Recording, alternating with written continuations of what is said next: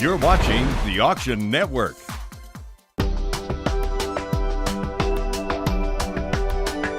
We're having so much fun here, right guys? If you didn't make it to this auction, but you need something to fill the void until next year, check out the Antique Auto Club Museum. We did. Take a look.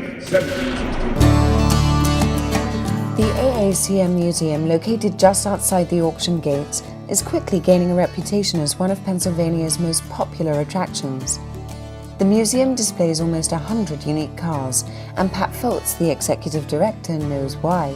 Museums are important because they give life to the relationship between Americans and their automobiles. Everybody has a place in the history of the automobile. Museums like the AACA Museum give people a chance to explore that relationship. The AACA Museum has cars that really tell the story of the American automobile. Probably the most familiar one is the story of the Model T Ford, which was an early automobile built by Henry Ford. It wasn't the greatest automobile in the world, but they were mass-produced to the point where every man could afford them. What happened was, about 22 million Fords later, America literally was on wheels.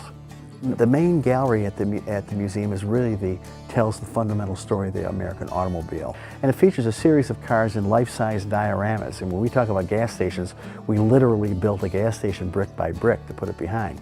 The way the exhibit is organized by decade. We start in 1890s in New York City, a little machine shop, and we end in 1970 with the Golden Gate Bridge. You go through an arbor, a garden arbor, into the 1920s scene, which is a covered bridge that deals with some of the landmark American cars, Packard, Oldsmobile, Chrysler.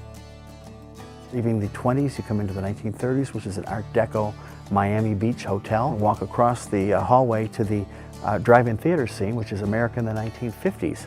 Across from that is our final exhibit, which is the Golden Gate Bridge, which is in the 1970s. And those cars are significant because they are the last cars before the federal emissions and safety standards, which really changed the way that the automobiles looked and drove.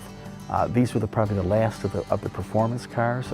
In the years to come, you have Corvettes with 150 horsepower. So it's a pretty nice journey that sort of takes you from early automotive history down to hit cars that you remember.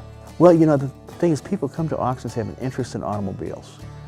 They may see them as artworks and they may see them as collectible, but most people have a very personal relationship. There's something that speaks to them in the car that they're bidding on, the cars they're watching being auctioned. And that same sort of personal connection exists here. Somebody who's bid on a car at an auction or has come to an auction, this is a great way to complete the trip. When we come back, there's more from the 2007 Kruse Classic Car Auction.